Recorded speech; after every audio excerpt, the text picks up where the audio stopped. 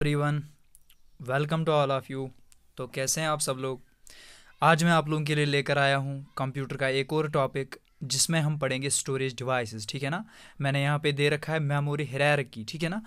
लेकिन ये किसका टॉपिक है? स्टोरेज डिवाइस आपका जो है टॉपिक, उसमें कौन कौन सी स्टोरेज आती है, जैसे प्राइमरी स्टोरेज हो गई, मेमोरी स्टोरेज हो गई, ठीक है ना, टेरिशरी हो गई।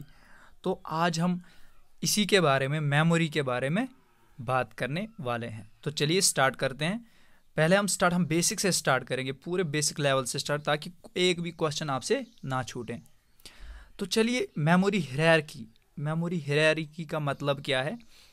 Hierarchy means arrangement of memories, यानी मेमोरीज को अरेंज कर लेना।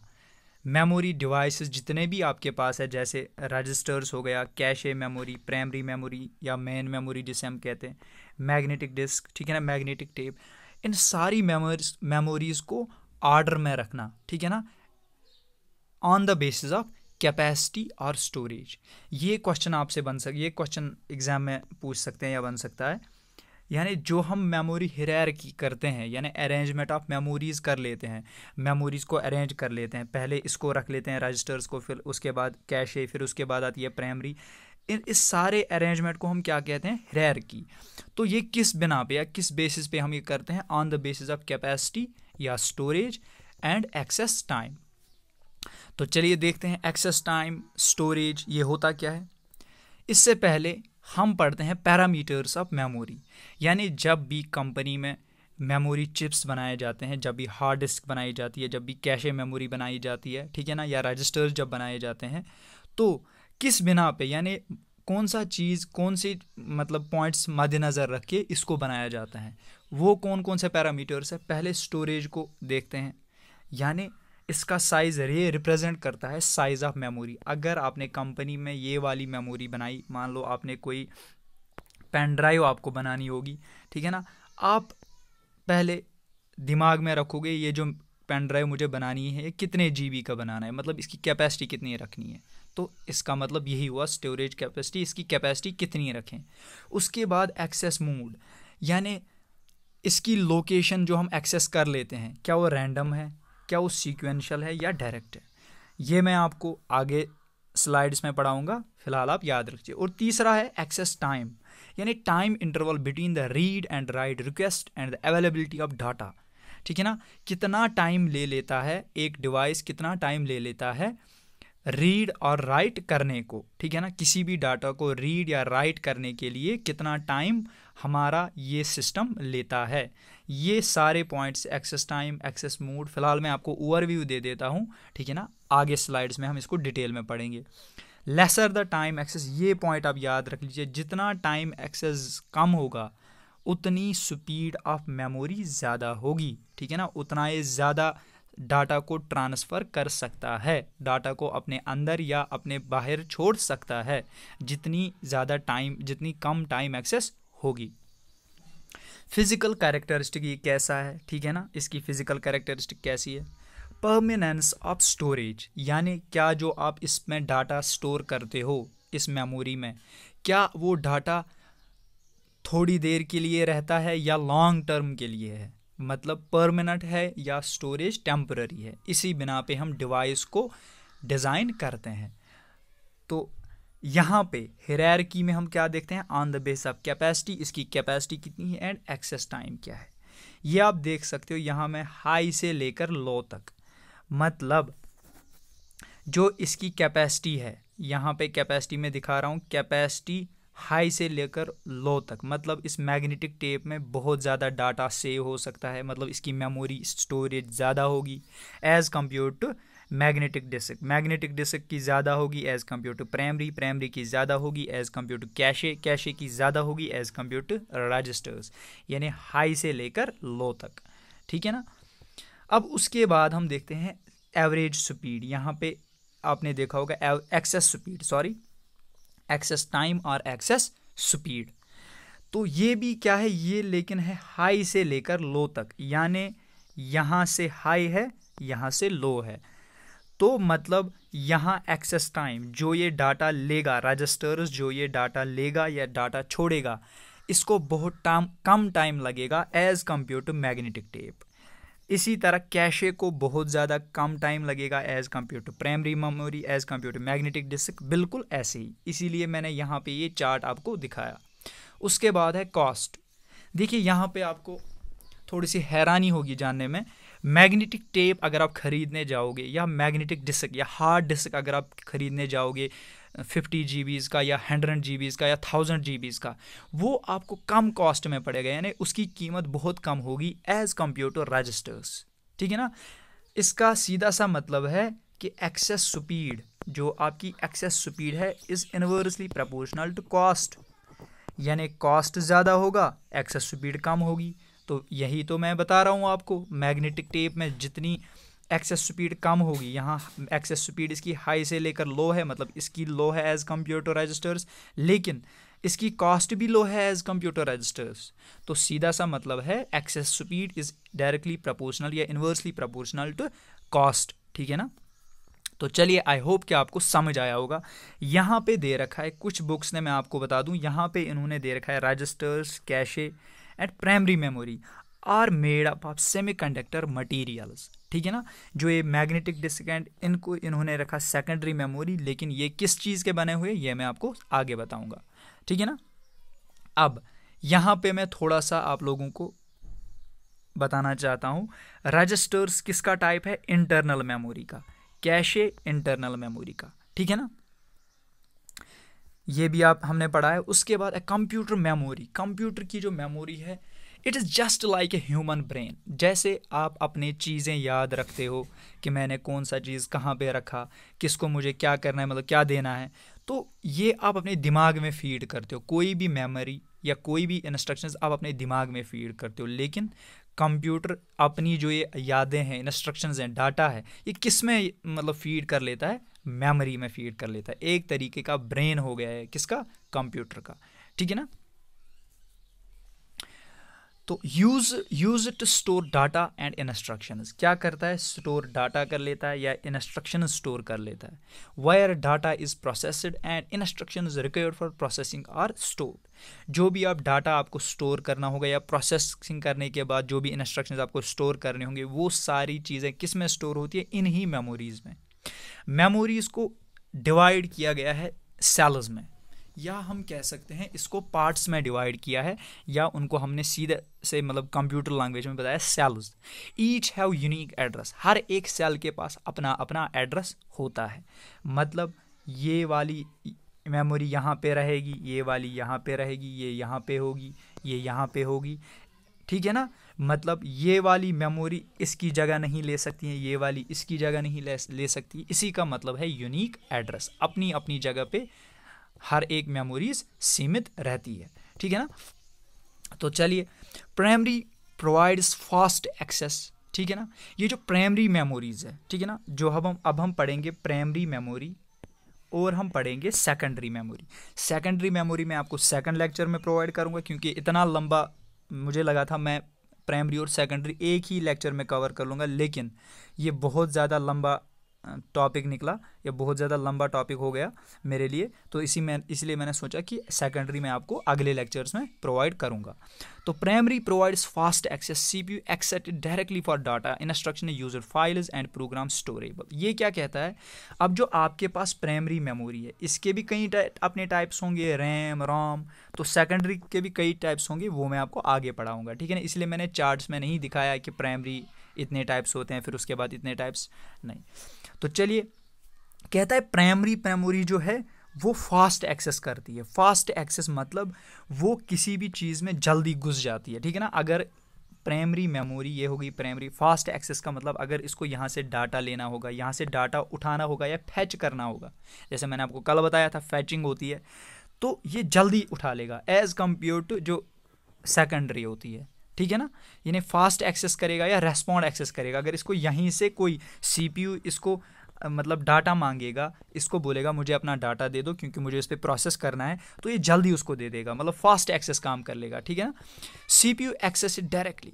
देखिए, जो भी प्राइमरी मेमोरी होगी या सेकेंडरी मेमोरी होगी, आप बस इतना याद रख लीजिए, सेकेंडरी मेमोरी भी मतलब किसको डाटा देती है, एट लास्ट CPU को ही दे देती है, लेकिन डायरेक्ट नहीं देती है, इनडायरेक्ट देती है। इसीलिए हम कहते हैं, अगर आपके एग्जाम में क्वेश्चन आएगा, ठीक है ना, कि प्राइमरी मेमोरी और सेकेंडरी मेमोरी में क्या फ़र्क है, ये डायरेक्ट एक्सेस विद CPU है, यानी ये डायरेक्ट ट्रांसफ़र डाटा करता है, ये इनडायरेक्ट कर लेता है।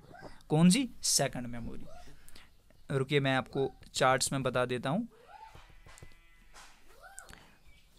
ये हो गई हमारी प्राइमरी मेमोरी, ये हो गई हमारी सेकेंडरी मेमोरी।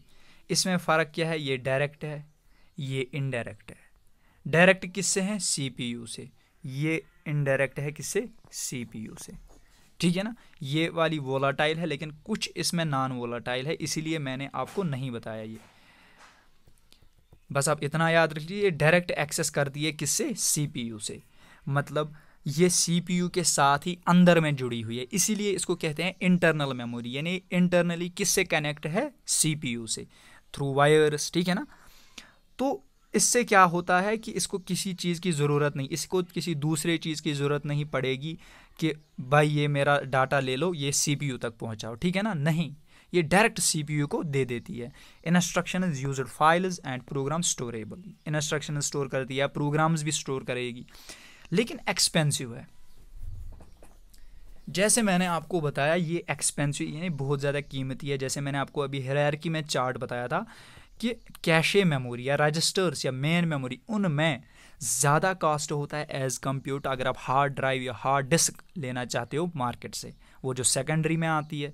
इसीलिए इनका एक्सपेंस ज़्यादा है। क्यों एक्सपेंस ज़्यादा है? क्योंकि इनमें एक्सेस, अगर आपसे एग्ज़ाम में क्वेश्चन पूछा जाएगा कि कैशे मेमोरी की कॉस्ट का ज़्यादा क्यों है, क्योंकि उसमें एज़ कम्पेयर टू, मतलब अगर आपसे पूछा जाएगा क्वेश्चन में ऐसा कि अगर कैशे मेमोरी है उसकी कॉस्ट क्यों ज़्यादा है as compare to hard drive.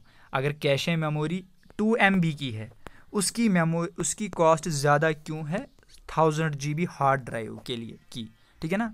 अगर कंपैरिजन की बात करें हम, क्योंकि इसका एक ही आंसर है, एक्सेस टाइम या एक्सेस स्पीड। ठीक है ना। क्योंकि इसमें एक्सेस टाइम ज़्यादा है, इसीलिए मैंने आपको बताया access time is inversely proportional to cost.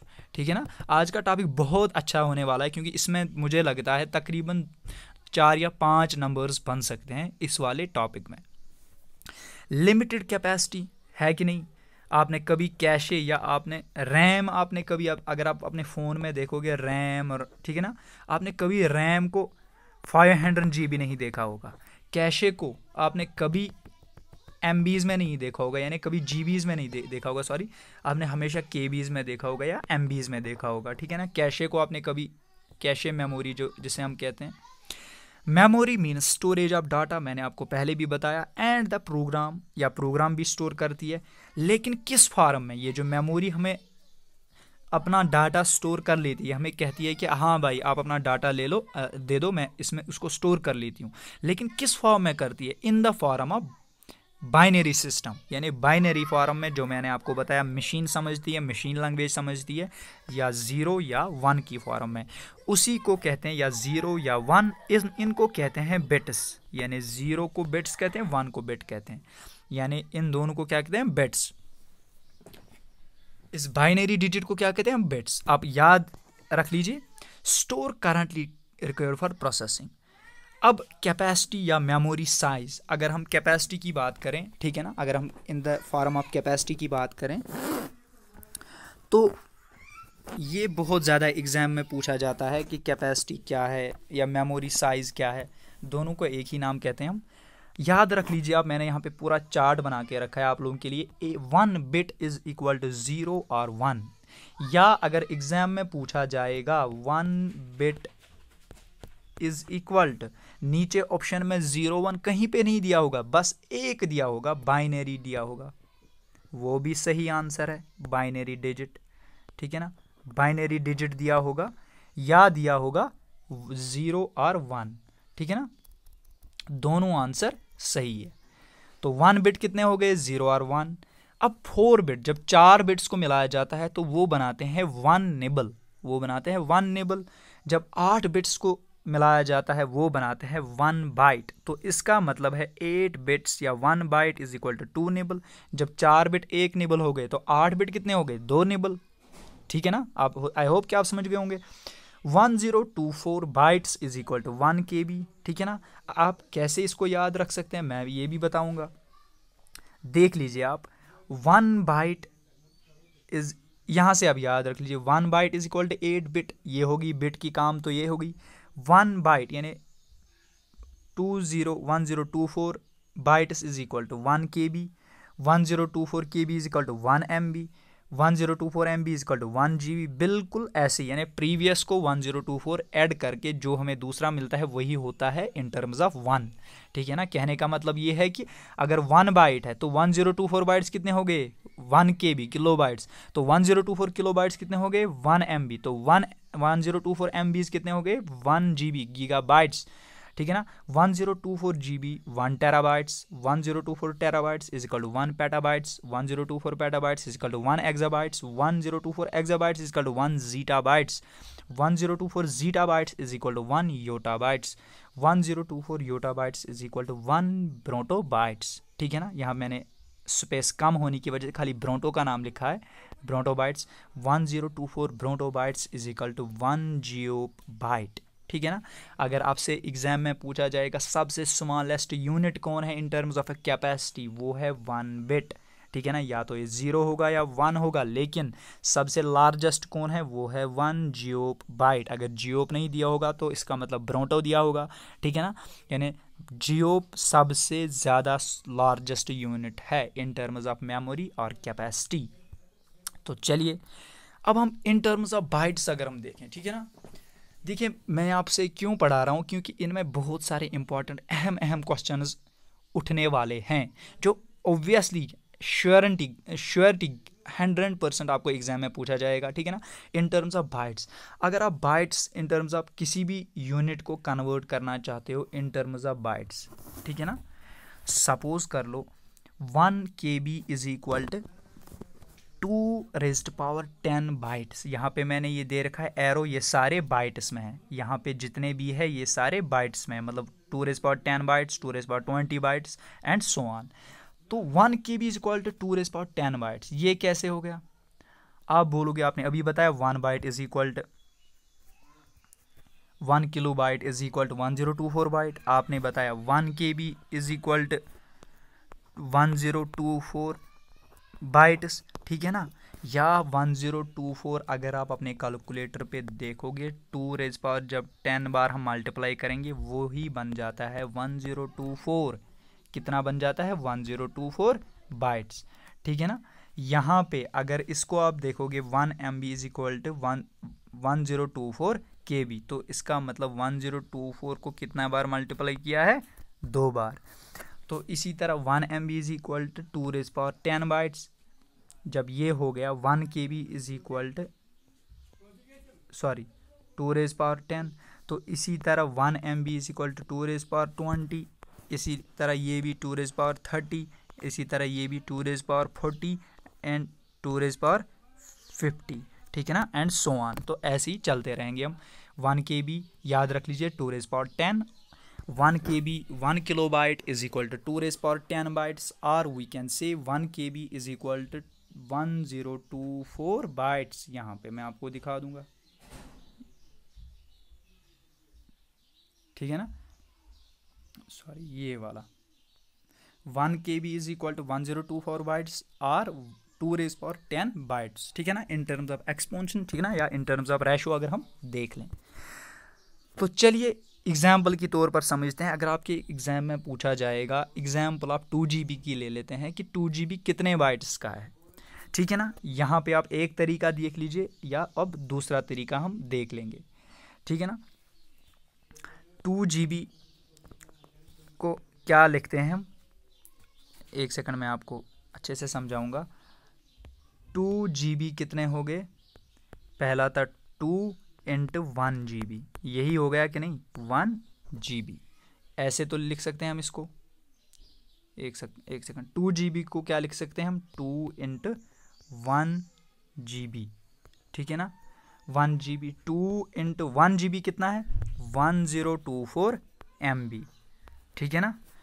2 × 1024 × 1 MB को कितना लिख सकते हैं हम, अगर हम MB को भी स्प्लिट कर सकते हैं तो 1024, इससे आगे क्या आता है किलोबाइट्स, यही आता है कि नहीं, किलोबाइट्स। अगर किलोबाइट्स को भी हम कन्वर्ट कर सकते हैं तो 1 KB इज इक्वल टू 1024, तो इसका मतलब यहाँ एक और 1024 ऐड करना पड़ेगा, कहाँ तक, बाइट्स तक पहुँचने के लिए, ठीक है ना।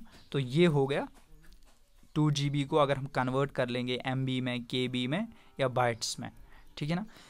अब हमारे पास एक प्रश्न दिया हुआ है कि 32 GB is dash dash bytes, यानी 32 GB कितने बाइट्स के हैं, ठीक है ना। देखिए यहाँ इस फॉर्मेट में तो दिया ही नहीं है, क्वेश्चंस में ये इस फॉर्मेट में दिया ही नहीं है, खाली 2 के फॉर्मेट में दिया है, बेस 2 है सारे ऑप्शंस का, लेकिन 1024 कहीं पे आपको नज़र ही नहीं आ रहा है। तो इसको आप कैसे सॉल्व करोगे, एक सेकंड, तो इसको आप कैसे सॉल्व करोगे देख लीजिए। 32 GB, इसको हम ऐसा भी लिख सकते हैं, 32 GB को मैं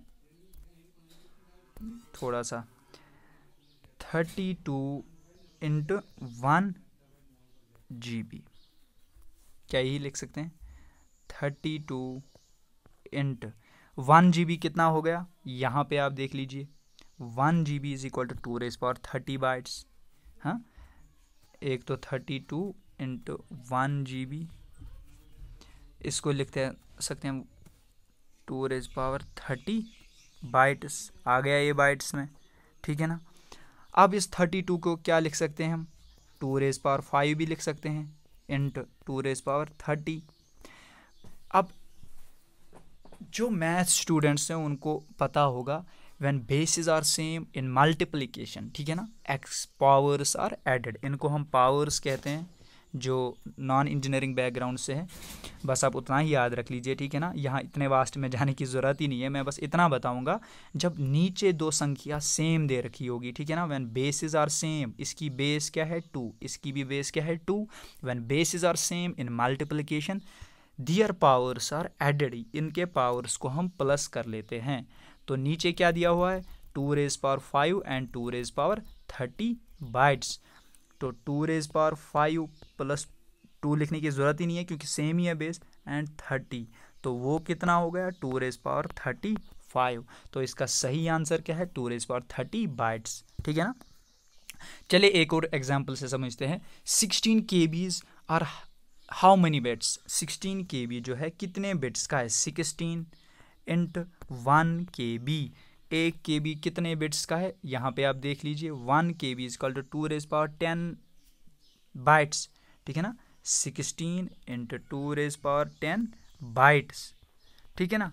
लेकिन पिछले वाले क्वेश्चंस में बाइट्स में कन्वर्ट करना था, लेकिन यहाँ बिट्स में कन्वर्ट करना है, तो इसको कैसे कर सकते हैं हम, 16 × 2⁻10 हो गया, ठीक है ना, 2⁻10 इंट 1 बाइट, जो यहाँ पे ये दे रखा है 1 बाइट कितना होता है, 1 बाइट इज इक्वल टू, पिछले स्लाइड में आप देख लीजिए 1 byte is equal to 8 bits, ठीक है ना।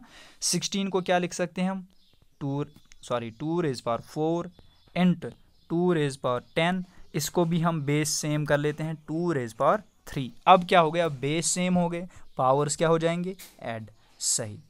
तो कितना है पावर्स, क्या क्या है 4, 10 एंड 3, 2⁻4 + 10 + 3, तो ये कितना हो गया 2⁻17। तो इसका सही आंसर क्या है 2⁻17 बिट्स। आई होप कि आप समझ गए होंगे। तो चलिए अब पढ़ते हैं हम मेमोरी की तरफ, ठीक है ना। ये थोड़ा सा कैपेसिटी के बारे में मुझे आपको समझाना था, ठीक है ना। अब मैंने सोचा इसके लिए अलग सा वीडियो क्यों बनाऊं, तो इसी में समझाता हूं ताकि आपको अच्छे से समझ में आ जाए। तो memory is just like a brain of human, ये मैंने आपको पहले भी पढ़ाया था, पहली वाली स्लाइड में भी बिल्कुल ऐसा ही था, सेम पार्ट ऐसा ही था, डिजिटल यहाँ तक। अब मेमोरी और जो हम क्लासीफाई करते हैं, जो हम मेमोरी क्लासीफाई करते हैं, मैंने आपको बताया वो करते हैं हम on the basis of CPU। जो आप देखते हो मतलब primary memory, secondary memory, internal memory, ये सारा कुछ ये झंझट, ठीक है ना। दरअसल ये हम करते हैं classify on the basis of CPU access, यानी ये जो CPU हमारा है सेंट्रल प्रोसेसिंग यूनिट, ये किस चीज़ को पहले एक्सेस कर लेता है वो करते हैं हम on the base of internal and external. इसीलिए मैंने आपको पहले भी समझाया था, अगर हम प्राइमरी और सेकेंडरी की बात करें तो ये डायरेक्ट एक्सेस, मतलब ये सीधा किससे कनेक्ट होता है, सीपीयू से। ये सीपीयू से कनेक्ट नहीं होता है, ठीक है ना, ये हम अलग से ले लेते हैं, ठीक है ना। जैसे आपका पेन ड्राइव हो गया, ठीक है ना, वो आप सीपीयू के साथ कनेक्ट नहीं कर सकते, वो आप उसको कुछ देर के लिए उसमें लैपटॉप में लगाते हो, उसके बाद उसको निकालते हो, ठीक है ना। लेकिन ये वाली मेमोरी जो जैसे रैम हो गई, रोम हो गई, कैशे, ये बिल्कुल मतलब जब कंपनी वाले लैपटॉप या कोई भी सिस्टम बनाते हैं तो उसी में फिट कर लेते हैं, किनको, इन्हीं चीज़ों को। इसीलिए ये डायरेक्ट एक्सेस किससे है, सीपीयू से। ये इनडायरेक्ट एक्सेस कर लेता है, मतलब किसी और चीज़ का मदद ले लेता है, वो हम आगे देखेंगे किसकी मदद ले लेता है ये। तो ऑन द बेसिस ऑफ जब सीपीयू एक्सेस हम क्लासीफाई करेंगे तो हमारे यहाँ कितने क्लासीफाई निकलते हैं, तो कहता है कि 2 क्लासिफिकेशंस निकलते हैं, एक तो इंटरनल एंड एक्सटर्नल। क्या कहता है ये, registers, cache, CPU, memory used by CPU for computing tasks. यानी इंटरनल मेमोरी में क्या आता है, register, cache, CPU, primary memory, ये सारी मेमोरीज इंटरनल में आती है। एक्सटर्नल में क्या आती है, सेकेंडरी वाली मेमोरीज, जैसे जो large data and software storage के लिए, बैकअप के लिए यूज़ हो। ताकि प्राइमरी स्टोरेज को बैकअप देने के लिए कौन सी स्टोरेज हम यूज़ करते हैं, सेकेंडरी स्टोरेज, ठीक है ना। तो चलिए प्राइमरी मेमोरी की तरफ देखते हैं। ये डायरेक्ट मैंने आपको बताया, डायरेक्ट मैंने आपको समझाया क्यों है डायरेक्ट टू एक्सेस सीपीयू, या इसको मैन मेमोरी भी कहते हैं, दूसरे नाम से जानते हैं मैन मेमोरी, या इंटरनल मेमोरी से कहते हैं, या रन टाइम मेमोरी से भी कहते हैं हम। Main area where data is store for quick access by processor. ये एक ऐसा एरिया है जहाँ पे डाटा को स्टोर किया जाता है। मेन मेमोरी एक ऐसा एरिया है जिसको जो डाटा को स्टोर कर लेता है, क्यों, for quick access by CPU. क्यों क्विक एक्सेस कर लेता है, मैंने आपको पहले भी बताया, क्योंकि सपोज कर लो बिल्कुल एक मदरबोर्ड है, ये आपका सीपीयू है, सीपीयू के साथ ही इन्होंने फिट, कंपनी वालों ने फिट किया होता है प्राइमरी मेमोरी को, तो इसको कोई दिक्कत ही नहीं होती इस तक पहुंचने के लिए। अगर सीपीयू इसको कहता है कि भाई डाटा ले आओ, मुझे इसको प्रोसेस करना है, तो ये क्विकली यानी जल्दी जाके उसको दे देगा, ठीक है ना। इसको किसी चीज़ की ज़रूरत ही नहीं पड़ेगी। जैसे अगर आपको कोई हार्ड ड्राइव हो, ठीक है ना, आप उसको पहले यूएसबी केबल ऐड कर लेते हो, फिर उसको लैपटॉप से कनेक्ट कर लेते हो, ठीक है ना। क्या आप यूएसबी केबल के बगैर जो आपका हार्ड ड्राइव है, ठीक है ना, क्या उसको आप उसके अंदर जो डाटा है, क्या उसको आप कंप्यूटर तक पहुंचा सकते हो, नहीं पहुंचा सकते हो, ठीक है ना, जब तक ना आपके पास यूएसबी केबल होगी, ठीक है ना। यही समझाने के लिए मैंने आपको बताया था। इट्स ए चिप माउंटेड, बिल्कुल एक चिप की तरह होती है, एक मदरबोर्ड पे होती है कंप्यूटर में, जो सारा जो सिस्टम जिसपे सारी कंप्यूटर की फंक्शंस आधारित है वो किस पे है, मदरबोर्ड पे, ठीक है ना। मदरबोर्ड अभी हमारा टॉपिक नहीं है, अगला हमारा टॉपिक होगा motherboard of a computer. Computer के मदरबोर्ड पे एक चिप लगी हुई होती है, आईसी चिप लगी होती है, माइक्रो प्रोसेसर कह सकते हो, वो लगी हुई होती है, माइक्रो प्रोसेसर का बना हुआ होता है। वही किस पे होती है, मदरबोर्ड पे, जो प्राइमरी मेमोरी के नाम से जानते हैं हम, ठीक है ना। डायरेक्ट एक्सेस पहले भी बताया मैंने, कॉम्बिनेट करता है विद सीपीयू फॉर डाटा के लिए, वोलाटाइल इन नेचर। अब वोलाटाइल का क्या मतलब है, वोलाटाइल का मतलब ये है कि ये टेम्पररी इन नेचर है, यानी कुछ देर, कुछ टाइम के लिए ये मेमोरी को अपने पास रखता है, उसके बाद उसको मतलब डिलीट या इरेज करता है। या एक और भाषा में हम कहेंगे कि जब आपका कंप्यूटर ऑन होता है, जब उसमें पावर ऑन होता है, स्विच ऑन होता है, जब तक इलेक्ट्रिसिटी होगी तब तक ये डाटा होगा। आप अपना फ़ोन, आप अपना लैपटॉप शट डाउन करोगे, उसके बाद ये मेमोरी डिलीट हो जाती है। तो वोलाटाइल इन नेचर यही होता है इसका मतलब। फास्ट एक्सेस अभी भी मैंने आपको बताया। स्टोर एंड रिट्रीव, रिट्रीव मतलब बैक, स्टोर और back data faster than secondary memory, ठीक है ना। मोर एक्सपेंसिव पहले भी बताया, क्यों एक्सपेंसिव ज़्यादा है, ये भी आपको मैं बता रहा हूँ कि एक्सपेंसिव अगर ज़्यादा है तो क्यों है, मैंने आपको बताया। बस आप एक ही डेफिनेशन याद रख लीजिए, cost is inversely proportional to time access या स्पीड एक्सेस, ठीक है ना। आप बस ये वाली इक्वेशन याद रख लीजिए। Stores data and program temporarily, यहाँ पे आपने इसने आप नोट डाउन कीजिए, टेम्परली मतलब जब तक पावर होगा, जब तक पावर की सप्लाई होगी इसको, तब तक ये इसको सेव कर लेगा, ठीक है ना। यानी उसके बाद इसको अगर आपका जैसे मान लो अगर इलेक्ट्रिसिटी कनेक्शन में या पावर कनेक्शन में आपके लैपटॉप में कुछ भी गड़बड़ हो गया और वो बंद हो गया, ठीक है ना, ऑटोमेटिकली बंद हो गया, तो ये समझ लीजिए कि ये डाटा आपका जिस पे आप काम कर रहे थे करंटली और उसी दौरान आपका ये स्विच या शट डाउन आपका लैपटॉप हो गया, तो ये मेमोरी जो इसमें डाटा होगा वो बिल्कुल वैनिश हो जाएगा during the operation of CPU। The speed of memories is dependent on the kind of technology used for the memory। अब जो ये स्पीड, मतलब स्पीड क्यों ज़्यादा है, अगर हम कहते हैं कि रजिस्टर्स की स्पीड ज़्यादा है और उसकी स्पीड कम है, तो ये जो मेमोरीज की स्पीड होती है ये किस पे डिपेंड है, टेक्नोलॉजी पे, ठीक है ना, जो इस मेमोरीज में टेक्नोलॉजी फिट की गई है उसी की आधारित पे है। रजिस्टर्स, कैशे एंड, यहाँ पे आप देखिए registers, cache memory and primary memory और सेमीकंडक्टर मेमोरीज, यानी इनमें सेमीकंडक्टर मटेरियल के बने हुए होते हैं, ठीक है ना। यहाँ पे मैं इसको हाईलाइट कर लेता हूँ, ठीक है ना, ताकि आपको अच्छे से याद रह जाए, सेमीकंडक्टर का बना हुआ होता है ये। अब they do not have any moving parts and are fast memories, ये फास्ट मेमोरीज है। सेकेंडरी यानी मूविंग पार्ट्स इसका कोई भी नहीं है, ठीक है ना, यानी या ट्रांसफरेबल पार्ट इसका कोई भी नहीं है। सेकेंडरी मेमोरी इज मैग्नेटिक और ऑप्टिकल मेमोरी, यानी या मैग्नेटिकल या ऑप्टिकल मेमोरी, ये हो गई secondary semiconductor memory, sorry, has moving parts and has slow speed, इसकी स्लो स्पीड होती है।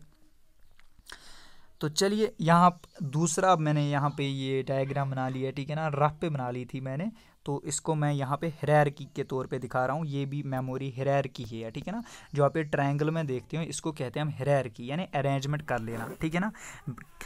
ये हमने टॉप पे रखी, ये हमने बॉटम पे रखी, और इसका ये चौड़ाई भी मतलब बहुत ज़्यादा है, ये बॉटम पे रखी, बेस पे हमने रखी ट्रायंगल की, क्योंकि इसका मतलब है इसका साइज़ बड़ा है इससे, इसका है बड़ा है इससे, तो बिल्कुल ऐसे ही ऊपर चलता रहेंगे हम, ठीक है ना। अब मैं आपको समझाना चाहता हूँ, ठीक है ना, यहाँ पे ये इंटरनल मेमोरी में आती है, ये प्राइमरी मेमोरी में आती है, ये दो इंटरनल मेमोरी में आती है। मैंने आपको यहाँ पे भी ये इंटरनल मेमोरी दिखाई, ठीक है ना, लेकिन ठीक है ना, ये तीनों इसको आप इंटरनल भी कह सकते हो, ठीक है ना, या इन दोनों को ही इंटरनल कह सकते हो। अगर प्राइमरी मेमोरी की बात की जाए, ठीक है ना, तो प्राइमरी मेमोरी में ये रैम आती है, ठीक है ना, मेन मेमोरी रैम। अगर प्राइमरी मेमोरी की बात की जाए तो वहाँ ये दोनों नहीं आएंगे, खाली ये वाला आएगा, ठीक है ना। अगर इंटरनल की बात की जाए तो ये दोनों भी आ सकते हैं या तीनों भी आ सकते हैं, ठीक है ना।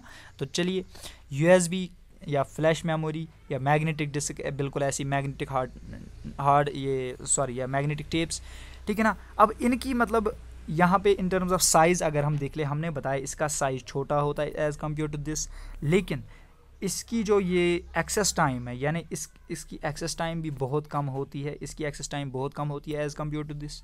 जितना एक्सेस टाइम कम होगा, मतलब जितना कम टाइम लेगा ये, उतना स्पीड ज़्यादा होगी ऑब्वियसली। अगर आपके पास मान लो, सपोज कर लो आपके पास दो गाड़ियाँ हैं, ठीक है ना, आपके पास दो गाड़ियाँ हैं, एक तो है रजिस्टर, उसका नाम हमने रखा रजिस्टर, आपने दो गाड़ियाँ लाई बाज़ार से, एक का नाम है रजिस्टर, दूसरे का नाम हमने रखा मैग्नेटिक टेप, ठीक है ना। दोनों को कवर करना है, दोनों को यहाँ से यहाँ तक जाना है, ठीक है ना, ठीक है ना। दोनों को इसके अंदर डाटा, इन्होंने अपने अंदर डाटा मतलब फीड किया है, इन्होंने अपने डाटा को सेव कर लिया है, इसने भी अपने अंदर डाटा ले लिया है। जैसे हम अपनी गाड़ी में कोई सामान लोड कर लेते, तो इसका सामान क्या है यहाँ पे, डाटा। तो जैसे ही इसको यहाँ से यहाँ तक पहुँचाना है, ठीक है ना, तो ये मतलब मान लो ये 5 किलोमीटर्स है, यहाँ से यहाँ तक, ये मैं बस एग्जांपल के तौर पे बता रहा हूँ, ठीक है ना, कोई भी ऐसा नहीं कंप्यूटर नहीं है जो 5 किलोमीटर्स तक डाटा ट्रांसफ़र करें। समझाने के लिए यहाँ से यहाँ तक, एक सेकंड, यहाँ से यहाँ तक जब 5 किलोमीटर्स इनको चलना है, तो ये रजिस्टर वाली जो गाड़ी है ये लेती है 5 मिनट्स, ठीक है ना। ये जो मैग्नेटिक टेप वाली गाड़ी है ये हमें इतने ही सेम डिस्टेंस को कितने टाइम में कवर कर लेती है, 10 मिनट्स में। तो इसका मतलब क्या है, ये जो रजिस्टर है इसकी स्पीड मतलब ज़्यादा होगी तभी तो एक कम टाइम लेगा, तो जितनी ज़्यादा स्पीड होती है टाइम एक्सेस भी उतना कम होता है। आई होप कि आपको समझ आया होगा। यहाँ पे 10 मिनट्स ले लेता है, यानी ये ज़्यादा टाइम ले लेता है एज़ कंप्यूटर रजिस्टर्स, तो इसका मतलब इसकी स्पीड फिर कम होगी एज़ कंप्यूटर रजिस्टर्स। तो इसका मतलब है स्पीड जितनी कम होगी या साइज जितना कम होगा तो उतना क्या होगा, उतना एक्सेस टाइम भी ज़्यादा होगा, ठीक है ना। एग्जाम्पल के तौर पर मैंने आपको ये समझाया, वरना ये ऐसा कुछ भी नहीं है, बुक्स में कहीं पे भी नहीं लिखा हुआ है ऐसा। अब चलते हैं हम, अब जो प्राइमरी मेमोरी के टाइप्स है, प्राइमरी मेमोरी के दो टाइप्स है। यहाँ पे मैंने चार्ट आपको नहीं दिखाया, प्राइमरी मेमोरी के दो टाइप्स है, ठीक है ना। एक तो है रॉम, दूसरा है रैम, ठीक है ना। आज हमने पढ़ा प्राइमरी मेमोरी, हाँ ठीक है ना। उसके दो टाइप्स है, रॉम ए और है रैम। अब जो हमारा अगला टॉपिक होगा वो है सेकेंडरी स्टोरेज, ठीक है ना। सेकेंडरी स्टोरेज, उसके कितने टाइप्स है वो उसी में हम डिस्कस कर लेंगे। पहले रॉम को देख लेते हैं। The process to on the system is called booting. बस आप इतना याद रख लीजिए, जब आप अपने सिस्टम पे मतलब प्रेस कर लेते हो, आपने सिस्टम को खोलना चाहा, अपने सिस्टम को, या आपका शटडाउन था, आपने सोचा मैं इसको लैपटॉप को ऑन करता हूँ, तो उससे लेकर, उसी मोमेंट से लेकर, ठीक है ना, जब तक ना ऑपरेटिंग सिस्टम्स अपना काम कर लें, तब तक जो आपकी मेमोरी होती है, जो काम आती है, जो यूज़ आती है, वो कौन है, रॉम। यानी the process to on the system, ऐसी प्रोसेस जब आप सिस्टम ऑन कर लेते हो, वो प्रोसेस जब आप सिस्टम अपना ऑन कर लेते हो, उसको कंप्यूटर टर्म्स में क्या कहते हैं, बूट करना, यानी बूटिंग, ठीक है ना। हम इसको अपनी लैंग्वेज में करते हैं, कहते हैं कि अपने सिस्टम को ऑन किया, मैंने अपने लैपटॉप को ऑन किया, लेकिन कंप्यूटर लैंग्वेज में क्या कहते हैं उसको, उस प्रोसेस को जब सिस्टम को हम ऑन करते हैं उसको कहते हैं बूटिंग, ठीक है ना।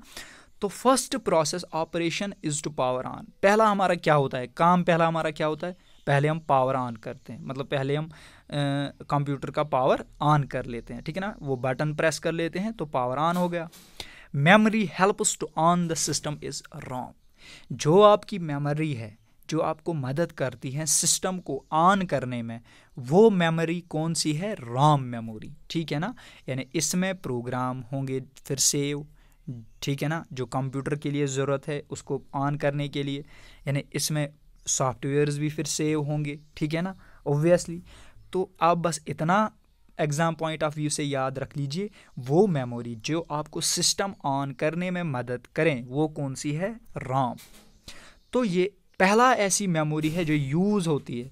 अगर आपसे एग्ज़ाम में पूछा जाए कि प्राइमरी मेमोरी, सेकेंडरी मेमोरी, ई प्रॉम, ठीक है ना, रैम, रोम, इन मेमोरीज़ में ऐसी पहली कौन सी मेमोरी है जो काम में लग जाती है, जो वर्किंग में लग जाती है, ठीक है ना, वो है रॉम। क्यों, जब स्टार्ट हम करते हैं पावर ऑन से ही, तो पहला मेमोरी कौन हमें यूज़ होती है, रॉम होती है। तो ऑब्वियसली एक पहली मेमोरी है जब सिस्टम हम ओपन कर लेते हैं, ठीक है ना, पहली मेमोरी जब हम सिस्टम ओपन कर लेते हैं।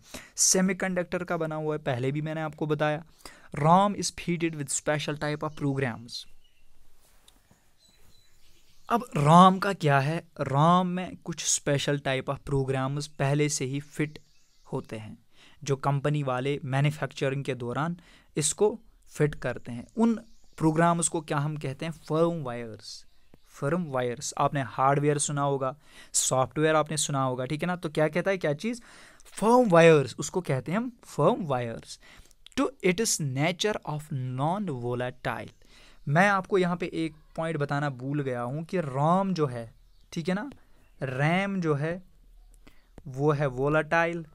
जैसे मैंने आपको बताया कि प्राइमरी मेमोरी में वोलेटाइल नेचर है, ठीक है ना, मतलब पावर ऑफ होते ही डाटा भी गायब हो जाता है। लेकिन उसमें कौन सा पार्ट वोलेटाइल है, रैम वाला। रॉम इसमें अकेला ऐसा पार्ट है जो नॉन वोलेटाइल है। आपने देखा होगा, आप अपने फ़ोन या एंड्रॉयड आप ले लेते हो, आपने देखा होगा रोम, रैम, ठीक है ना। रोम इसको हम कहते हैं रीड ऑनली मेमोरी, ठीक है ना। इसका फुल डेफिनेशन क्या है, रीड ऑनली मेमोरी।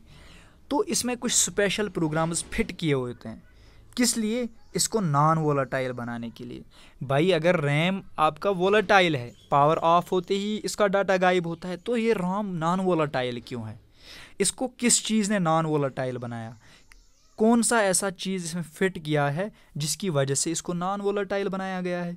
तो वो क्या है, इसमें इन्होंने जब ये दिक्कत आई थी, ठीक है ना, तो साइंटिस्ट ने क्या किया, इन्होंने इसमें एक special type of program fit किया जिसका नाम है फायरवॉल।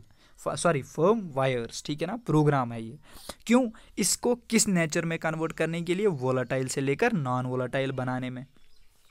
अब ये फर्म वायर्स क्या है ये हम पढ़ते हैं। परमानेंट सॉफ्टवेयर्स, ऐसे सॉफ्टवेयर जो परमानेंटली उसी पे रहते हैं, यानी एक बार कंपनी में बनाने के बाद इसको उसी में फिट किया हो जाता है, फिर आप इसको चेंज नहीं कर सकते हो। इंस्टॉल्ड ऑन ए चिप, इसी चिप पे इस सॉफ्टवेयर को इंस्टॉल किया जाता है at the time of manufacturing, जब आप ये बना लेते हो। नॉन शेयरेबल, दूसरे को आप नहीं भेज सकते हो, यानी अपने लैपटॉप से किसी दूसरे लैपटॉप में इसको नहीं भेज सकते हो। Therefore we use a program as a firm wire called BIOS, ठीक है ना। जब हम इन प्रोग्राम्स को, जिनको हम फर्म वायर्स कहते हैं, उनको हम एक ही नाम देते हैं, बायोस, फर्स्ट प्रोग्राम। या आप इसको ऐसा कह सकते हो, फर्म वायर एक सॉफ्टवेयर है। जब बहुत सारे सॉफ्टवेयर्स मिलते हैं, मैंने आपको पहले वाले वीडियो में बताया था, अगर आपको याद होगा तो आप उस पर नज़र कीजिए कि कमांड, जब बंच ऑफ कमांड्स मिलते हैं वो इंस्ट्रक्शंस बनाते हैं, बंच ऑफ इंस्ट्रक्शंस मिलते हैं वो क्या बनाते हैं? प्रोग्राम्स बनाते हैं, बंच ऑफ प्रोग्राम्स वो बनाते हैं, सॉफ्टवेयर बनाते हैं। तो ये मैंने आपको समझाया था, ठीक है ना।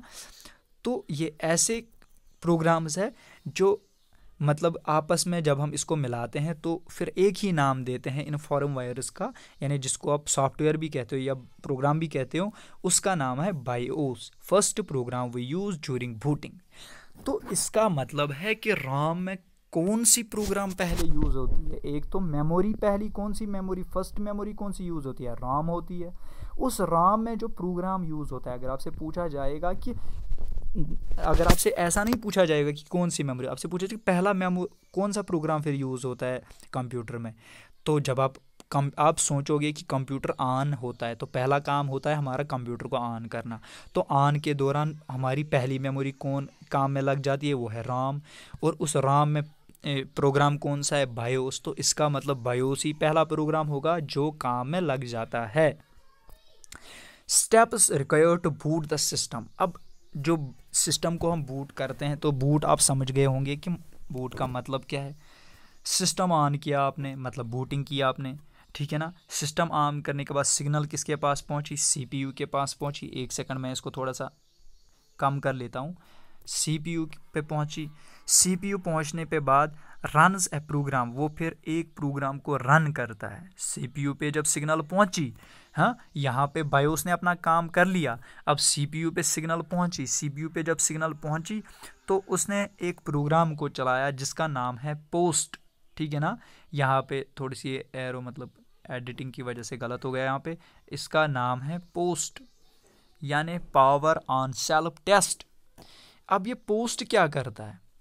अब जब सीपीयू पे ये इस बायोस प्रोग्राम ने सीपीयू को सिग्नल भेजा कि भाई हाँ, अब आप अपना लैपटॉप ऑन कीजिए, ठीक है ना। अब आप अपने लैपटॉप पे चेक कर लीजिए जो सारे अंदर से जो मतलब जब ये लाइट या इलेक्ट्रिसिटी, जब इलेक्ट्रॉन्स हर एक मतलब वायर्स में पहुंच गया, हर एक ये पार्ट्स में पहुंचा है, तो आप इसको टेस्ट कीजिए। उसके लिए वो किस प्रोग्राम को रन करता है? पोस्ट प्रोग्राम को, जिसका नाम है power on self test, used for power distribution check. जब आप अपना आप देख सकते हो लैपटॉप जब आप ऑन करते हो, यहाँ पे एक छोटा सा बटन होता है, आप उसको ऑन करते हो मतलब बूटिंग की आपने। जब जैसे ही आपने इस पर प्रेस किया तो मतलब बूटिंग हो गया। जैसे आपने इसको ऑन किया तो वो ऑन होने के बाद वो इलेक्ट्रिसिटी हर एक लैपटॉप में जितने भी कंपोनेंट्स में करंट हर एक में पास होगी। तो उस करंट को टेस्ट करने के लिए, मतलब क्या ये करंट हर एक में पास हुई कि है कि नहीं, उस टेस्ट करने के लिए सीपीयू किसकी मदद ले लेता है? एक प्रोग्राम का, जिसका नाम है POST, power on self test, यानी पावर डिस्ट्रीब्यूशन चेक करने के लिए या पावर कनेक्शन को चेक करने के लिए, क्या पावर का कनेक्शन हर एक पार्ट्स में पहुंच रहा है कि नहीं पहुंच रहा है। Now system ready to calculate by program BIOS, ठीक है ना। अब सिस्टम रेडी है कैलकुलेट करने के लिए, ठीक है ना। बायोस का मतलब है बेसिक इनपुट आउटपुट सिस्टम, ठीक है ना, फुल फॉर्म है इसका। Check hardware configuration. अब ये क्या कर लेगा? अब जैसे ही आपने मतलब बूट किया, ठीक है ना, उसी दौरान वो सीपीयू को सिग्नल भेजेगा, सीपीयू पोस्ट को भेजेगा, प्रोग्राम किस प्रोग्राम को रन करेगा उसी को। अब सिस्टम जब रेडी होगा कैलकुलेट के लिए, तो ये जो बायोस वाला बेसिक इनपुट आउटपुट सिस्टम ये क्या करेगा? जो इसके हार्डवेयर्स है, जैसे इनपुट आउटपुट हो गए, उनकी कॉन्फ़िगरेशन या अवेलेबिलिटी को चेक करेगा, ठीक है ना। यानी कुल मिला के मैं बस इन शॉर्ट ये कहना चाहता हूँ कि पोस्ट और बायोस ये हार्डवेयर कॉन्फ़िगरेशन को चेक कर लेता है, क्या सही से हर एक चीज़ काम कर लेता है कि नहीं। अब पोस्ट वाला जो है ये क्या करता है, जब आप अपना कंप्यूटर ऑन करते हो, मतलब आप अपनी इलेक्ट्रिसिटी हर एक पार्ट्स में पहुंचा रहे हो, तो ये उसको चेक कर लेता है, ठीक है ना। एक तरह से दो सुपरवाइज़र यहाँ पे रखे हुए हैं, पोस्ट और बायोस। तो चलिए देखते हैं, बोथ आर इनिशियल प्रोग्राम्स, दोनों ही इनिशियल प्रोग्राम हैं, बैकग्राउंड में चलते हैं, ये आपको दिखाई नहीं देंगे, ठीक है ना। जैसे ही आप अपना कंप्यूटर ऑन करते हो, आप ऐसा नहीं देख सकते कि सीधे जल्दी आपके स्क्रीन पे वो डिस्प्ले होता है, वो क्या कहते हैं इसको, वो सॉफ्टवेयर्स या प्रोग्राम्स नहीं। तो पहले आप देख सकते हो वो कुछ देर के बाद पहले उसमें आवाज़ आती है, फिर उसके बाद वो मतलब आपको पासवर्ड या जो भी होता है फिर उस बोलने को कहता है, फिर उसके बाद आता है, मतलब 1 मिनट तो लगता ही है, ठीक है ना। तो ये बैकग्राउंड में काम करते हैं, ठीक है ना। Now third computer is bootstrap loader. अब जो तीसरा प्रोग्रामर आने वाला है, या सॉरी प्रोग्राम आने वाला है, उसका नाम है bootstrap loader, use to load operating system. अब जब आपके सिस्टम में यहाँ पे अब आप देख सकते हो, ठीक है ना, यहाँ तक तो हो गया, ठीक है ना। मैं आपको यहाँ पे अच्छे से समझाना चाहता हूँ। यहाँ पे हो गया, जब आप अपने लैपटॉप को ऑन करते हो, यहाँ पे आपने ऑन किया, फिर यहाँ से आप देख सकते हो यहाँ पे पासवर्ड मांगता है, ठीक है ना। यहाँ तक पहुँचने के लिए जब आपने पासवर्ड दे दिया, ठीक है ना, उसके बाद आपके लैपटॉप पे आता है माई कंप्यूटर, रिसाइकल बिन, ऐसे ऐसे मतलब ये आते हैं छोटे छोटे फाइल्स। इन्हीं को कहते हैं हम क्या, इन्हीं को हम कहते हैं ऑपरेटिंग सिस्टम्स, ठीक है ना। इनको हम देख सकते हैं, अपने आँखों से देख सकते हैं, ठीक है ना, जैसे ये लोड होते हैं। लेकिन उससे पहले जब ऑन करते हो तो टाइम लगता है। तो यहाँ से लेकर यहाँ तक इनको लोड होने से पहले, इसको ऑन करने से पहले, इन दो दरमियान में कौन सा कौन सा प्रोग्राम यूज़ होता है, पोस्ट और बायोस। तो जब तीसरा प्रोग्राम आता है वो है बूटस्ट्रैप लोडर। ये वाला क्या करता है, ये ऑपरेटिंग सिस्टम्स को डिस्प्ले कराता है, रन ऑन फ्रंट सिस्टम, ठीक है ना, लोड करवाता है। It storage in hard disk में स्टोर होता है, ऑफ मोड सेवर है ये, ठीक है ना। हार्ड डिस्क तो सेकेंडरी मेमोरी है बेशक, ठीक है ना, और ये डायरेक्ट नहीं है, इनडायरेक्ट है, ठीक है ना। ड्यूरिंग ऑफ सिस्टम में ये होता है, ठीक है ना। Now makes operating system functional, it is loaded on RAM, ठीक है ना। अब जो आपका रैम है, रैम, अब जो आपका ये प्रोग्राम मैंने आपको बताया बूटस्ट्रैप लोडर, ये हम यूजुअली हार्ड डिस्क में ये सेव होता है। लेकिन हार्ड डिस्क क्या है, ये तो डायरेक्ट एक्सेस सीपीयू से नहीं करता है। तो इसके लिए ये किस में, मतलब ऑपरेटिंग सिस्टम को फंक्शनल करने के लिए ये किस में लोड होता है, रैम में, जो हम पढ़ने वाले हैं रैम। तो यही मतलब है, सीधा सीधा सा मतलब यही है कि रैम और राम में फ़र्क क्या है। तो मैंने पहले सोचा था कि मैं आपको ऐसी ऊपर ऊपर से दे देता हूँ, ठीक है ना, क्योंकि एग्ज़ाम में मैं आपको सीधे बता देता कि इसमें पहला प्रोग्राम होता है पोस्ट, फिर होता है बायोस, फिर होता है बूटस्ट्रैप लोडर, तो शायद आपको समझ में नहीं आता, आप कंफ्यूज होते कि इसका मतलब क्या है, बूस्ट का मतलब क्या है, पोस्ट का मतलब क्या है, ठीक है ना। तो इसीलिए मुझे ये सारा सिस्टम पढ़ाना पड़ा। तो अब काम होता है किसका, रैम का। यहाँ पे ओवरव्यू दे देता हूँ मैं। सिस्टम ऑन करते हो, ऑन करते ही सिग्नल भेज देता है सीपीयू पे। पोस्ट क्या करता है, देखता है कि ये करंट सब पे पहुँच रही है कि नहीं। बायोस देखता है क्या हार्डवेयर कॉन्फ़िगरेशन सही है कि नहीं। बूटस्ट्रैप लोडर, अब उसके बाद ऑन करने के बाद जो ऑपरेटिंग सिस्टम आपके डिस्प्ले स्क्रीन पे डिस्प्ले होता है वो कौन करवाता है, वो बूटस्ट्रैप लोडर करवाता है। वो किस में स्टोर होता है, रैम में स्टोर होता है। ये दोनों किस में स्टोर होते हैं, रोम में स्टोर होते हैं, ठीक है ना। इनमें कौन सा प्रोग्राम पहला फीड किया होता है, जो कंपनी वाले फीड करते हैं, वो है फर्मवायर्स, ठीक है ना, नॉन वोलेटाइल नेचर बनाने के लिए, ठीक है ना। तो चलिए, it is read only memory, मैंने आपको पहले ही बताया, रॉम रीड ऑनली मेमोरी, ठीक है ना, used to store semi system instructions currently used program. मैंने आपको पहले ही बताया, इंस्ट्रक्शंस या प्रोग्राम्स को स्टोर कर लेता है। किसका बना हुआ होता है, मेटल ऑक्साइड सेमीकंडक्टर का, सेमीकंडक्टर का बताया, लेकिन मेटल ऑक्साइड होता है। परमानेंट स्टोरेज मैंने आपको पहले बताया, नॉन वोलाटाइल जिसको हम कहेंगे, नॉन वोलाटाइल और permanent storage. Non volatile memory मतलब पावर ऑफ करने के बाद भी ये सेव रहता है। As we know it reads only but sometimes, आप लोगों को पता है ये खाली पढ़ता है। मैंने आपको बताया कि रीड ऑनली मेमोरी, ये रीड मेमोरी को चेक कर लेता है। किस मेमोरी को? डाटा को चेक कर लेता है, यानी डाटा को खाली रीड कर लेता है। ऐसी मेमोरी जो रीड कर लेती है डाटा को, उसको कहते हैं रीड ऑनली मेमोरी, ठीक है ना। As you know it reads only, ये खाली पढ़ता है, ठीक है ना। But sometimes we need it to write, या मॉडिफाई करने के लिए, ठीक है ना। रीड का मतलब हो गया सेव करने के लिए, ये खाली सेव करता है, ठीक है ना। क्या इसमें मॉडिफिकेशन कर लेता है? ये नहीं। मॉडिफाई मतलब क्या? इरेज करता है, क्या डिलीट करता है, क्या इसमें कोई एडिशन कर लेता है या एडिट कर लेता है, ठीक है ना। उसी को कहते हैं हम राइट। हाँ, हमें पता है ये राइट नहीं करता है, but sometimes we need it as a write या modify for system. For example, we install a new things a drive connect with device, ठीक है ना। आपने अपना कोई डिवाइस ख़रीदा है, उसमें आपने कोई नई चीज़ें इंस्टॉल की है, ठीक है ना। आपने अपना फ़ोन ख़रीदा है, उसमें आपने अब नए जो सिस्टम्स है, बहुत सारी चीज़ आपने इसमें ऐड की है, ठीक है ना। इंस्टॉल आपने इंस्टॉल किए सिस्टम्स या फाइल्स आपने इंस्टॉल किए, ठीक है ना। We install a new thing a drive connect with device in turn connect with files. अगर उसमें ओबियसली ड्राइव होंगे, ठीक है ना, ड्राइव्स उसमें होंगे, वो किस में कनेक्ट होंगे? ओबियसली ड्राइव फाइल्स के साथ कनेक्ट होंगे। So we need to modify booting program. तो इसीलिए हमें ये जो बूटिंग प्रोग्राम्स है, जैसे हमारे हो गए बायोस हो गया, जैसे हमारा पोस्ट हो गया, जैसे हमारा बूट स्ट्रैप लोडर हो गया, ठीक है ना, इनको मॉडिफाई करना बहुत ही अहम है, बहुत ही ज़रूरी है, ठीक है ना। So we call it as types, ठीक है ना। Therefore for write a ROM we define its types. तो अब रोम को राइट के लिए बनाने के लिए, ठीक है ना, पहले तो ये रीड ही था, ठीक है ना, यहाँ पे सेव ही कर सकते थे, लेकिन अब ये क्या चीज़ बता रहा है? ये बता रहा है कि रीड ही आप कर सकते थे इसमें, लेकिन राइट करने के लिए या मॉडिफाई करने के लिए किसकी ज़रूरत पड़ती है हमें? टाइप्स की। इसकी टाइप्स की, यानी रोम में टाइप्स जितने भी है वो किसकी कमी को मॉडिफाई करते हैं, किसकी कमी को ओवरकम करते हैं? रोम में जो कमियां हैं, रीड ही, खाली रीड ही थी ये, ठीक है ना। तो इसके लिए हमें किस चीज़ की ज़रूरत पड़ी थी? इसकी टाइप्स की, ठीक है ना। इसमें कौन कौन से टाइप्स है? P Rome and E P Rome and double E P रोम। ये होता क्या है, थोड़ा सा ओवरव्यू दे देते हैं। आई होप कि आप समझ गए होंगे कि क्यों ये इन स्टोरेज, इन मेमोरीज़ की ज़रूरत क्यों हमें पड़ी, क्यों हमें रोम को क्लासीफाई करना पड़ा, क्यों इसको टाइप्स बनाना पड़ा।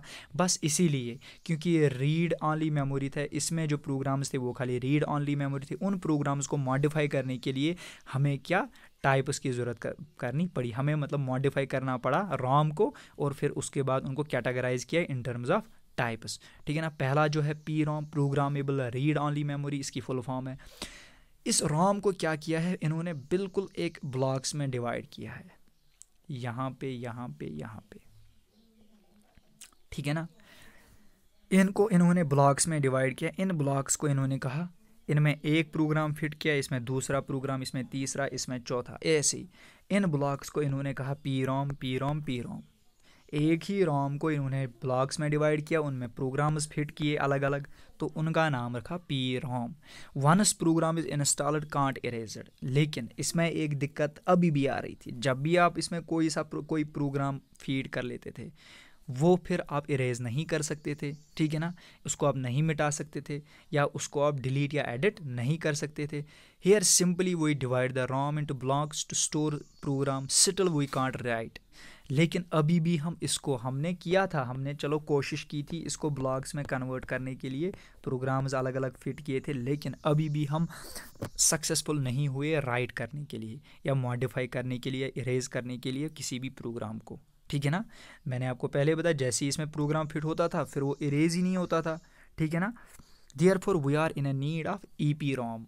अब मॉडिफाई पी रोम को मॉडिफाई करने के लिए इसी पी रोम को मॉडिफाई किया, उसका नाम रखा इन्होंने erasable programmable read only memory, E PROM, ठीक है ना।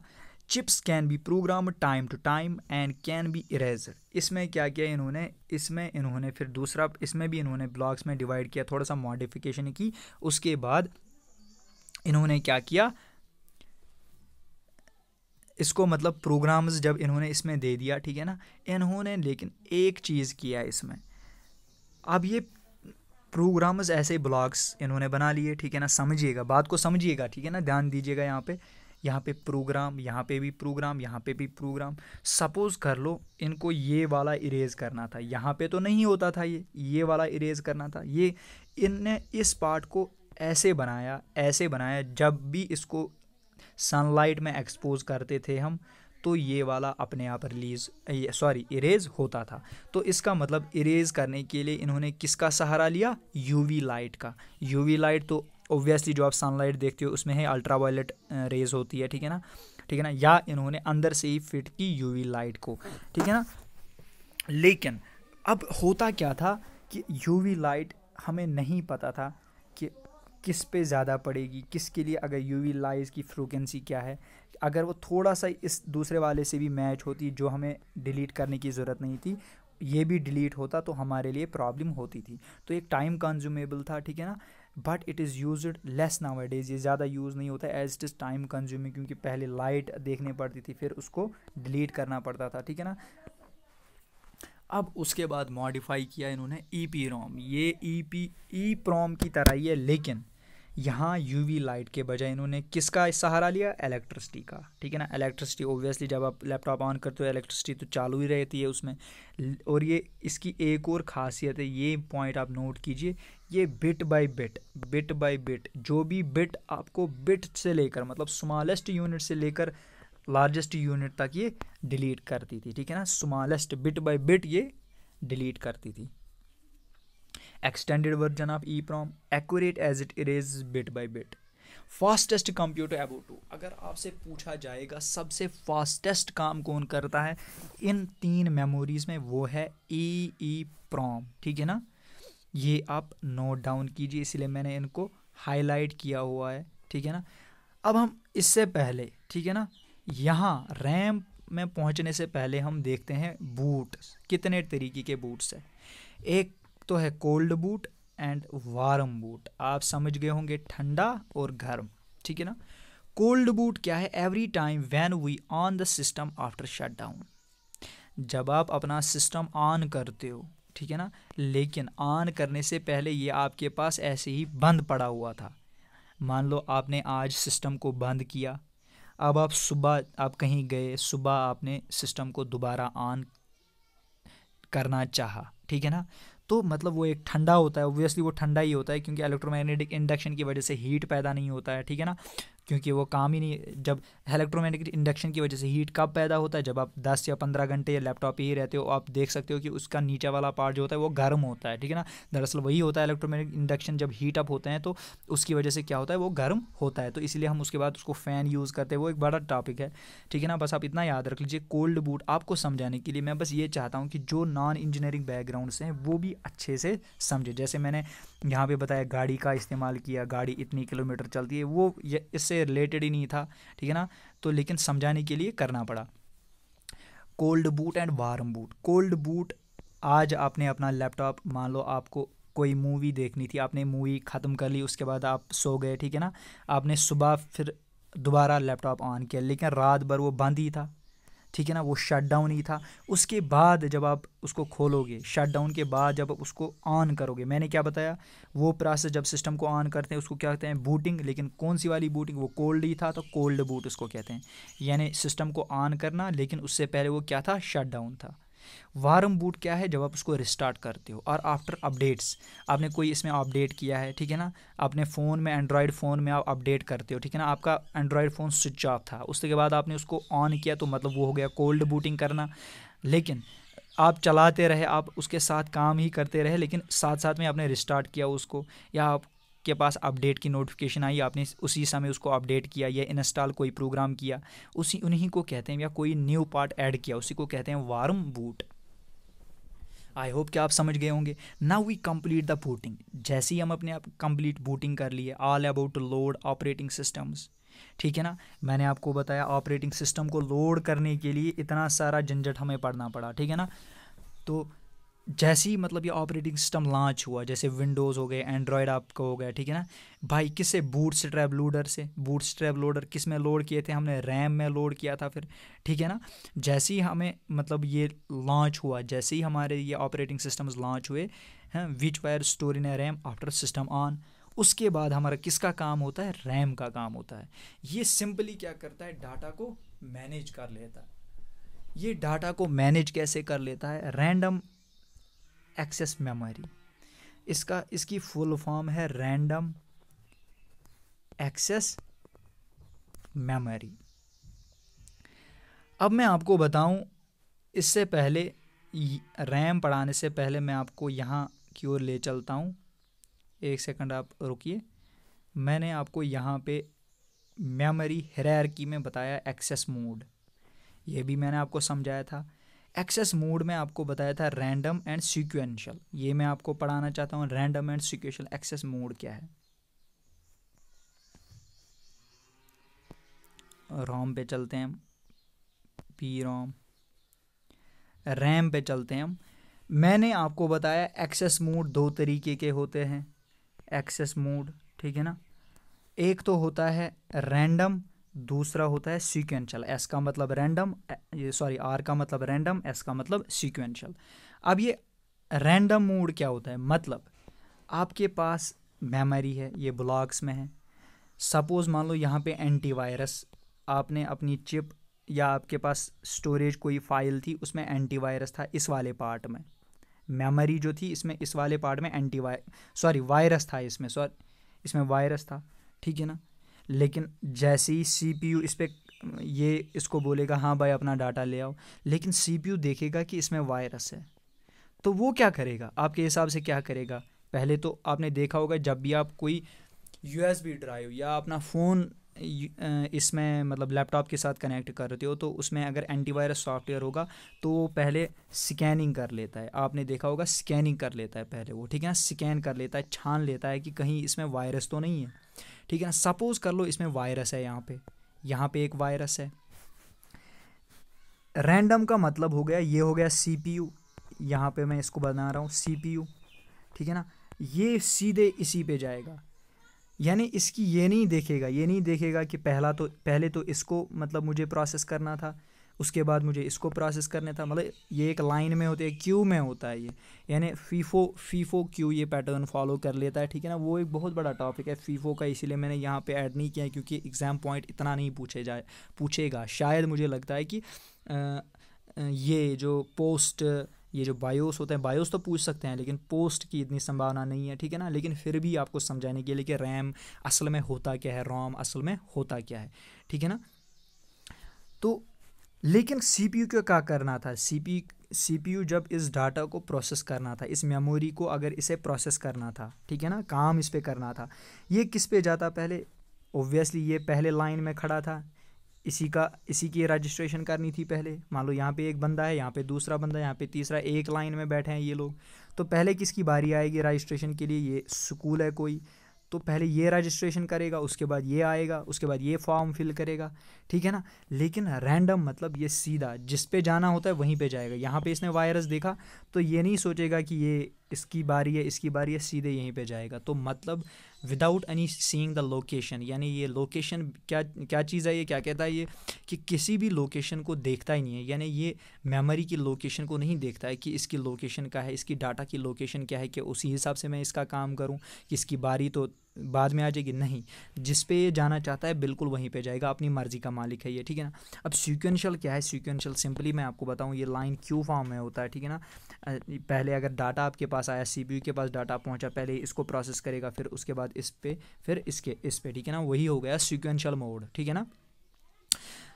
अब मैंने आपको बताया रैंडम एक्सेस मेमोरी, तो मैंने आपको समझाया रैंडम का मतलब क्या है, रैंडम एक्सेस कैसे कर लेता है। ये ऐसी मेमोरी जो रैंडम एक्सेस कर लेता है, ठीक है ना।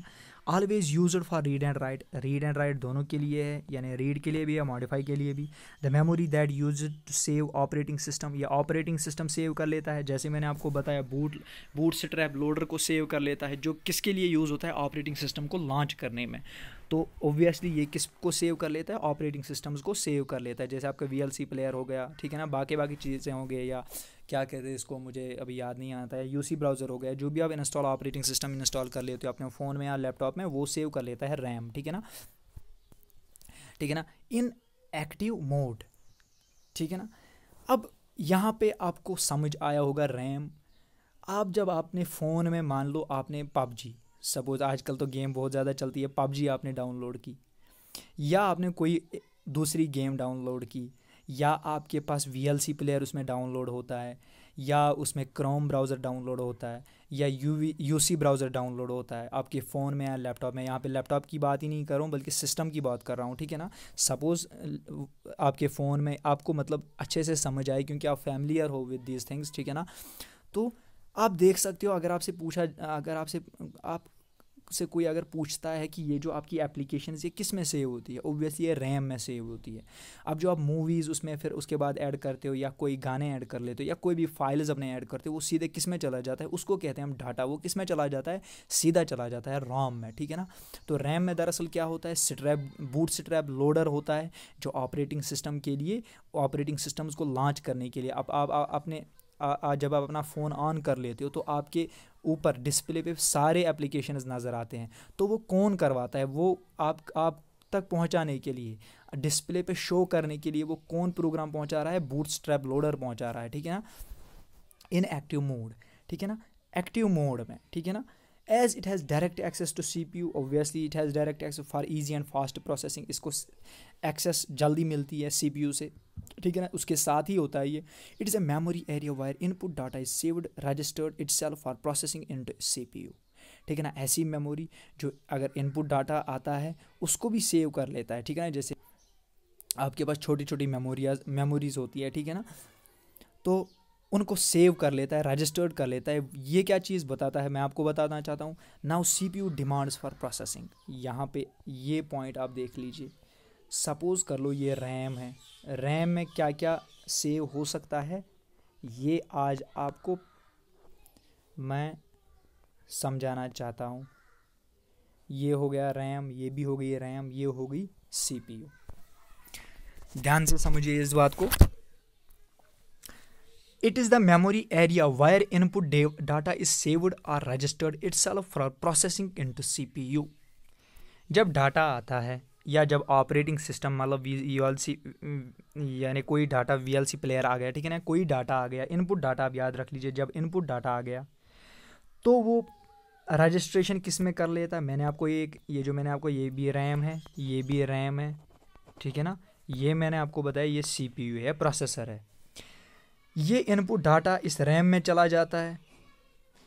क्यों चला जाता है, इसको कहते हैं रजिस्ट्रेशन एरिया। मतलब यहाँ पे मान लो ये स्कूल है, मान लो ये DPS है, ठीक है ना, ये भी कोई स्कूल है, DPS है।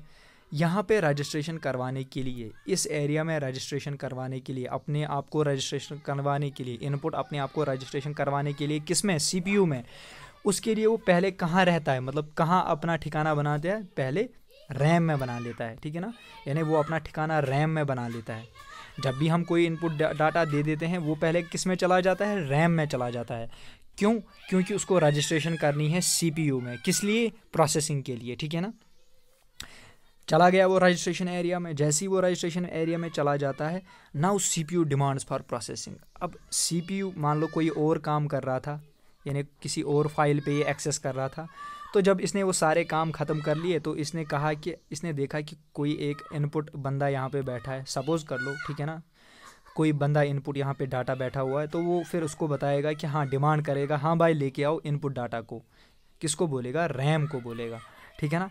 But over input data is not in a binary form. लेकिन जब ये डिमांड कर लेगा, एक सेकंड में पढ़ लेता हूँ पहले। Now CPU demands for processing but over input data is not in a binary form, so to convert it into a binary form we use conversion space called RAM.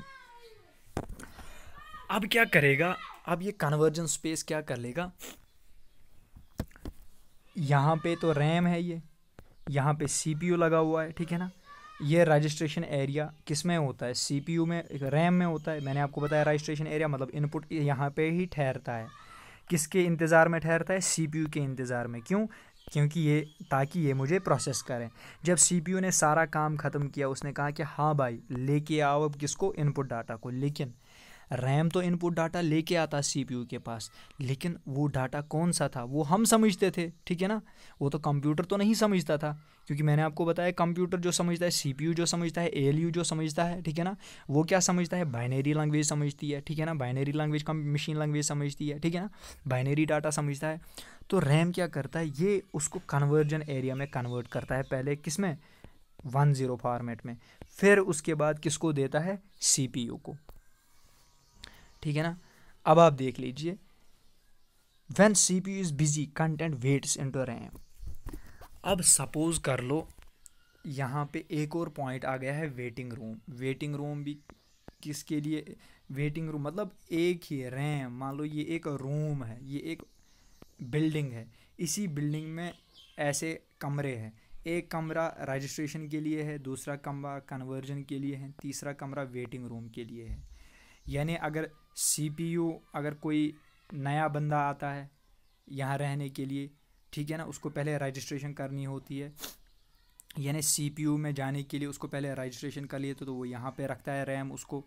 अगर conversion करना होगा उसी data को तो उसको इसमें रखता है। फिर उसके बाद अगर सीपीयू मान लो कहीं और बिजी होगा, ठीक है ना, आपने देखा होगा अगर आप मूवी देख रहे हो, कोई और फाइल चेक कर रहे होते या एक्सेल पे होते या किसी और पे होते, मतलब आपका सीपीयू प्रोसेसिंग में के दौरान होता है, ठीक है ना, आप यहाँ से कोई और डाटा देते तो, लेकिन सीपीयू आपको ये नहीं बोलता है कि sorry please come back after 10 minutes, after 10 seconds. ये कभी आपसे लैपटॉप नहीं पूछेगा कि आप 5 मिनट के बाद आ जाइए क्योंकि अभी लैपटॉप बिजी है, ये नहीं पूछेगा आपको। तो उसके लिए इस डाटा को ये किस में सेव रखता है, वेटिंग रूम में वेट करवाता है कि आप यहाँ पे थोड़ी देर वेट कीजिए जब तक सीपीयू मतलब फ्री हो जाएगा। तो वेटिंग रूम भी कौन अलाट करता है, दरअसल मुझे कहने का मतलब ये है कि रजिस्ट्रेशन, अगर कोई नया इनपुट आया है उसको रजिस्ट्रेशन करने के लिए कहाँ पे जगह मिलती है, रैम में मिलती है।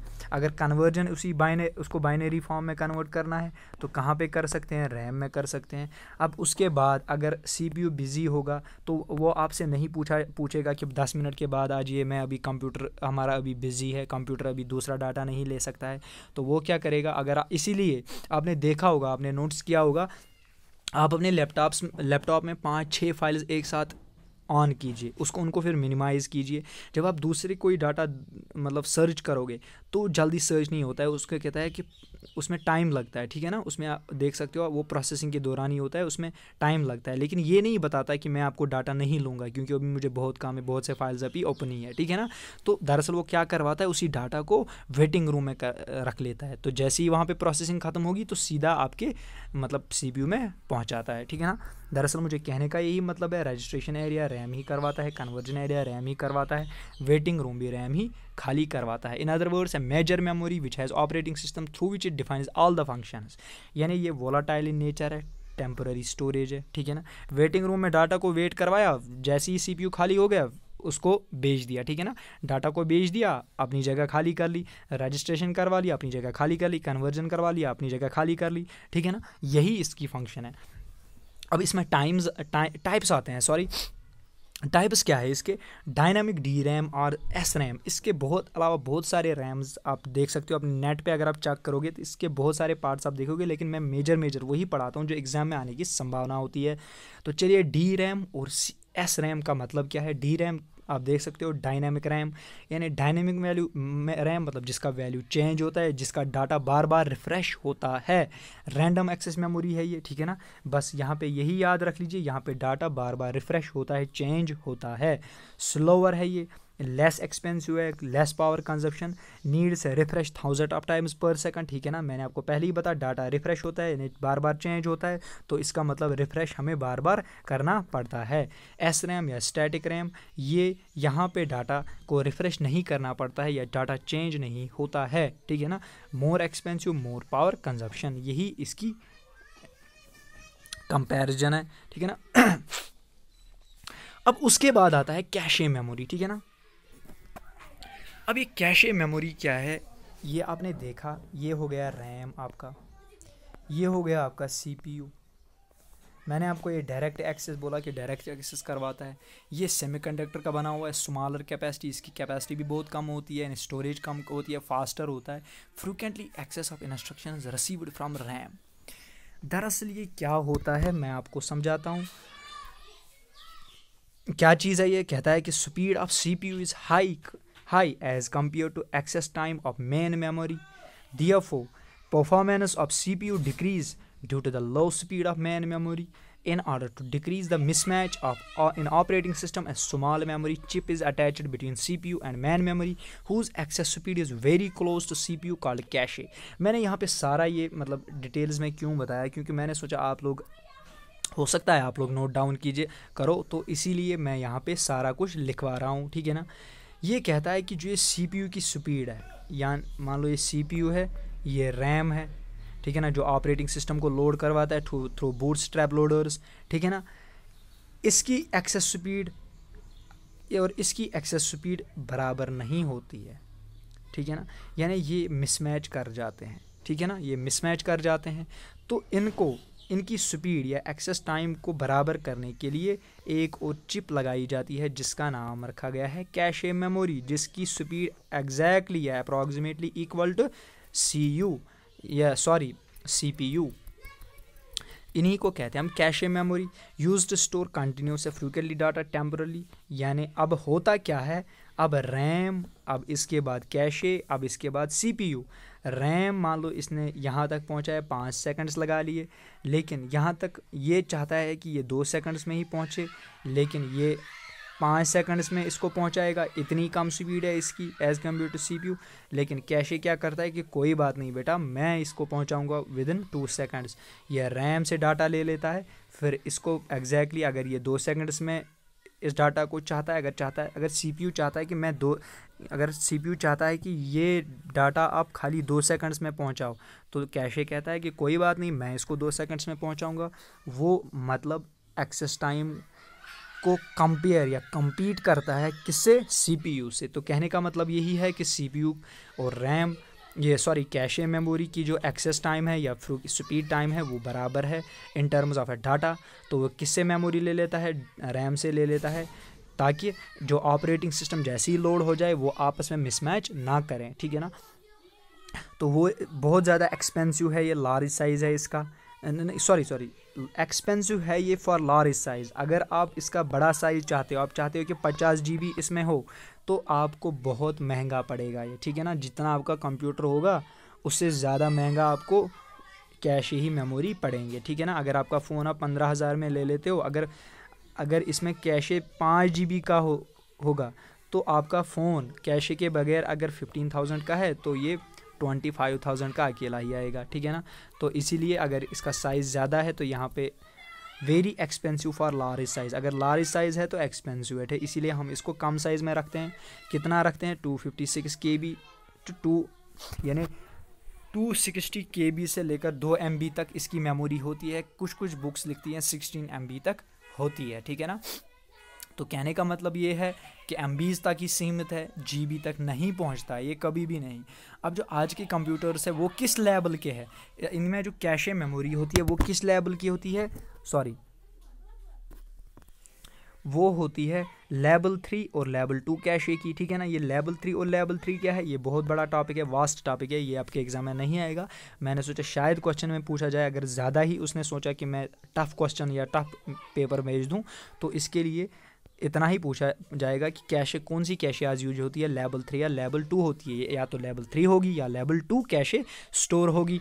और जो पहले यूज़ किया जाता था वो लेवल 1 कैशे यूज़ किए जाते थे, और ये भी वोलाटाइल है। वोलाटाइल अब दोबारा समझाने की ज़रूरत ही नहीं है।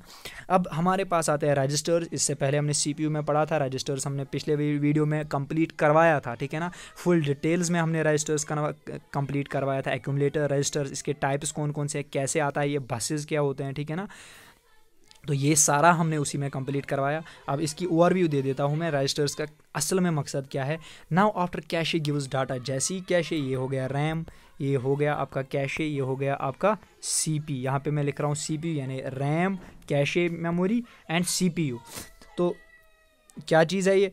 कहता है कि now after cache gives data to the CPU, जैसे ही कैशे सीपीयू को डाटा देता है, जैसे यानी यहाँ से लेकर यहाँ तक पहुँचाता है, सीपीयू स्टार्ट्स कैलकुलेशन। अब ऑब्वियसली सीपीयू कैलकुलेशन कर लेगा, ठीक है ना, क्योंकि इसमें and that binary data stores, क्योंकि बाइनरी डाटा इसमें पहुँच चुका हुआ होता है in CPU's internal memory called registers. यही बाइनरी डाटा जब स्टोर होता है यानी सीपीयू में, जब कैशे, एक सेकंड में आपको ये डिटेल्स में समझाना चाहता हूँ ताकि आपको अच्छे से समझ में आ जाए।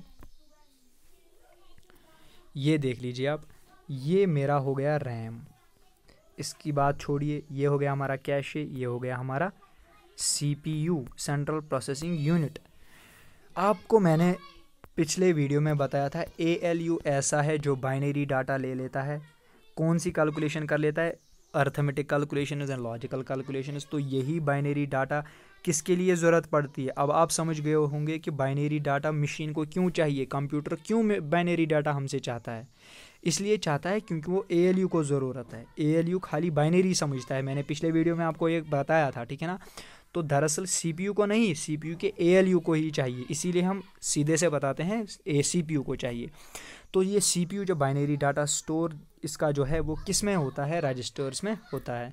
Stores data in A decoded form, यानी डिकोड होता है ये फॉर्म, बाइनरी फॉर्म में होता है। फर्स्ट मेमोरी इन एग्जीक्यूशन, यानी एग्जीक्यूशन में जो पहली मेमोरी यूज़ होती है वो होती है रजिस्टर्स, ठीक है ना। इनिशियलाइजेशन में जो पहली मेमोरी यूज़ होती है वो कौन सी होती है, राम होती है, ठीक है ना।